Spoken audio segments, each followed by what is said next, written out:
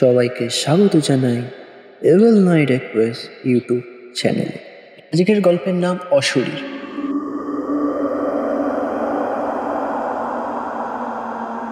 আজ থেকে ঠিক 11 বছর আগেকার ঘটনা। আজকের মতো এত উন্নত ছিল না তখন। আমরা 3 বন্ধু, বিনয়, যতীন আর আমি, সুমন। কলেজ শেষ, বসে আছি আমাদেরই পাড়ার ফুটবল খেলার মাঠের এক কোণে, আমাদেরই বানানো মাচায়। আমরা 3 বন্ধু প্রায়ই কলেজের শেষে 1 ঘন্টা ওই মাচায় বসে আড্ডা দিতাম। সেই দিনও আমরা 3 বন্ধু বসে আড্ডা দিচ্ছিলাম। হঠাৎ বিনয় বলল, চল না কোথাও থেকে ঘুরে আসি।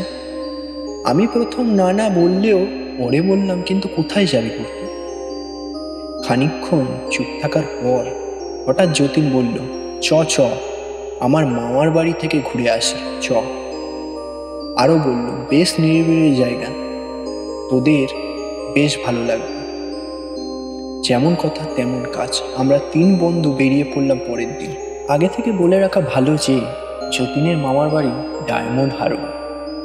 যতীন আরও বলেছিল যে সেখান থেকে 4-5 কিলোমিটার দূর পাথর প্রতিমা নামক একটি জায়গা।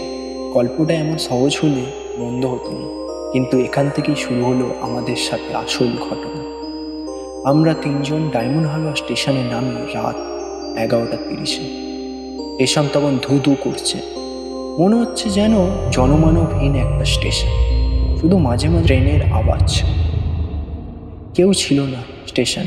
আমাদের যেন কিরকম একটা ভয় লাগলো। যতীন বলল, নে চ, এখনো মামার বাড়ি যেতে 4 কিলোমিটার লাগবে। আমরা স্টেশন থেকে নেমে যতীনের মামার বাড়ি যাওয়ার পথ ধরি। তখন কালটা ছিল শরৎকাল, হালকা হালকা হাওয়া, আর রাত যত বাড়ছে তত কুয়াশাতে চারিদিক ঢেকে যাচ্ছে। বেশ খানিকক্ষণ হাঁটার পর যতীন বলল, ব্যাগ থেকে জলের বোতলটা দে তো, খুব জল তেষ্টা পেয়েছে। আমি ব্যাগ থেকে জলের বোতলটা ওকে দিই। ও এক ঢোকে বেশ খানিকটা জল খেয়ে বলে, বেশ, এবার চ। আমরা ফের হাঁটতে শুরু করি। তখন বিনয় নিজের হাত ঘড়িতে দেখে রাত তখন 11:10। তখন এত উন্নত ছিল না এখনকার মতো।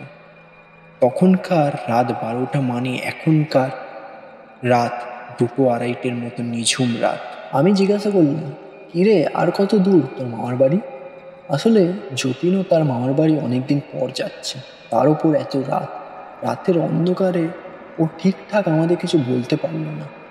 বলল, চ না, আর একটুখানি। 20-25 মিনিট হাঁটার পর যতীন বড় উৎসাহের সাথে বলে উঠল, ওই যে মাঠের মাঝে আলো জ্বলছে, দেখতে পাচ্ছি?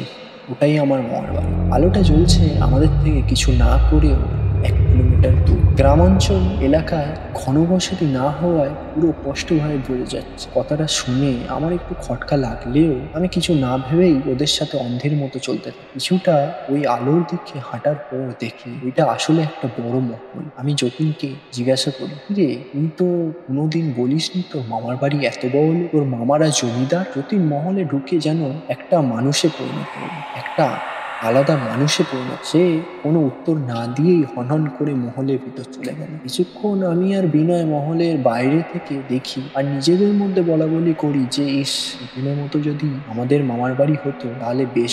আমি আর বিনয় মহলের গেটের সামনে দাঁড়িয়ে কিছু কথা বলছিলাম। হঠাৎ মহলের ভেতর থেকে একটা মধ্যবয়স্ক লোক হাতে হারিকেন নিয়ে এসে বলে, চলুন বাবু, চলুন, ভেতরে চলুন। দেখে লোকটাকে বেশ বয়স্ক লাগলো, 45 থেকে 50 বছর বয়স। পরনে ধুতি পাঞ্জাবি আর গায়ে একটা শাল। আমরা মহলের ভেতরে যাই। গিয়ে দেখি মহলটা বিশাল বড়, রাজা মহারাজাদের মতো, কিন্তু মহলটা ছিল পুরো ফাঁকা। বিনয় ওই বয়স্ক লোকটাকে জিজ্ঞাসা করলো, আচ্ছা, মহলটা পুরো ফাঁকা কেন? কেউ নেই কেন মহলে? এত বড় মহল। তখন লোকটা একটু গভীর শব্দে বলল, এখানে আর কেউ থাকে না, এই মহলের মালিক এখন শহরেই থাকে। উনি আরো বলল, চলুন বাবু, উপরের তলায় চলুন। আজকের রাতটা উপরের একটা কামরাতেই আপনারা রাত কাটাবেন। ওপরের একটি ঘরে গিয়ে দেখি বিশাল বড় একটা ঘর। ওখানে আমাদেরকে রেখে একটা হারিকেন দিয়ে উনি বললেন, এখনো রান্না হতে অনেক দেরি হবে, রান্না হলে আমি ডাক দেব, আপনারা দরজা খুলবেন না। আমি কৌতূহলে জিজ্ঞাসা করলাম, কেন? দরজা খুললে অসুবিধা কোথায়? তখন উনি বলল, এখানে রাতে অশরীরীরা ঘোরাফেরা। আমার কথাটা শুনে পায়ের তলা থেকে মাটি সরে গেল। আমি আর বিনয় রীতিমতো ভয়ে কাঁপতে শুরু করি। রাত তখন 1টা 2। এত জার্নি করার ফলে আমাদের শরীর পুরো ছেড়ে দেয়, আর আমরা নেতিয়ে পড়লাম খাটের ওপর। কখন যে আমার চোখটা লেগে গিয়েছিল আমি বুঝতে পারিনি। রাত তখন 1:45। হঠাৎ দরজায় এসে কে জোরে জোরে ধাক্কা দিতে থাকে। আমার ঘুমটা সজোরে ভেঙে যায়। আমি ভয়ে উঠে বলি, কে ওখানে? তখন দরজার ওপার থেকে আওয়াজ আসে, বাবু আসুন, খাবার তৈরি, দরজা খুলুন। বিনয় তখনও ভস ভস করে নাক ডাকছে। একতলা থেকে নিচে নেমে দেখি খাওয়ার টেবিলের সামনে ওই লোকটা দাঁড়িয়ে আমাদের দেখে বলে, আসুন বাবু আসুন, অনেক রাত হয়েছে, এবার খেয়ে নিন। আমার খিদের জ্বালায় কিছু না ভেবেই টেবিলে খেতে বসে যাই। খাবার সাদামাটা হলেও খিদের সময় সব কিছু অমৃত লাগে। খাওয়া শেষ। খাওয়ার থালায় হাত ধুতে ধুতে বিনয় বলল, আচ্ছা যতীন কোথায়? লোকটা কিছুক্ষণ চুপ থাকার পর উত্তর দিল, কে যতীন? আমি বললাম, আমাদের সাথে যে এসেছিল, এটাই তো যতীনের মামার বাড়ি, আমরা তো ওর সাথেই মহলে আসি। কথাটা শুনে লোকটার মুখে স্পষ্ট বোঝা গেল উনি কিছু আমাদের বলতে চাইছেন, কিন্তু বলতে পারছেন না। চাপা চাপা গলায় বলে, আমার সাথে আসুন, আসুন, দেখুন তো চিনতে পারছেন কি না। এই দৃশ্যটা দেখার জন্য আমরা একদমই প্রস্তুত ছিলাম না। দেখলাম দেয়ালে যতীনের ছবি মালাসহ ঝোলানো, আর তার পাশে যতীনের মায়ের ছবিও একই রকম ভাবে ঝোলানো। দৃশ্যটা দেখে রীতিমতো আমার পায়ের তলা থেকে মাটি সরে গেল। ওই লোকটা চাপা চাপা গলায় বলে, এইটা আজ থেকে 5 বছর আগেকার ঘটনা।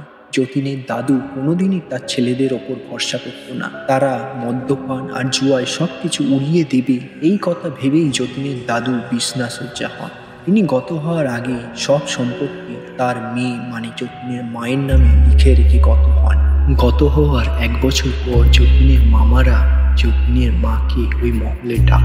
যতীনের মামারা সম্পত্তির লোভে যতীনের মা আর যতীনকে খুন করে ওই মহলের সামনের বাগানের বাড়িতে পুঁতে রাখে। এই কথাটা শোনার পর আমার রীতিমতো ভয়ে কাঁপতে শুরু। তাহলে আমাদের সাথে এত পথ কে আসলো? কে আমাদের নিয়ে আসলো? এবার কে ছিল সে? লোকটা বলে সে ছিল একটা অশরীর। আশা করি গল্পটা আপনাদের সবার খুব ভালো লেগেছে। এরকম ভয়ঙ্কর ভয়ঙ্কর গল্প শোনার জন্য সাবস্ক্রাইব করুন ট্রুভেল নাইট এক্সপ্রেস। সাবস্ক্রাইব করে বেল নোটিফিকেশনটা অন করে দেবেন।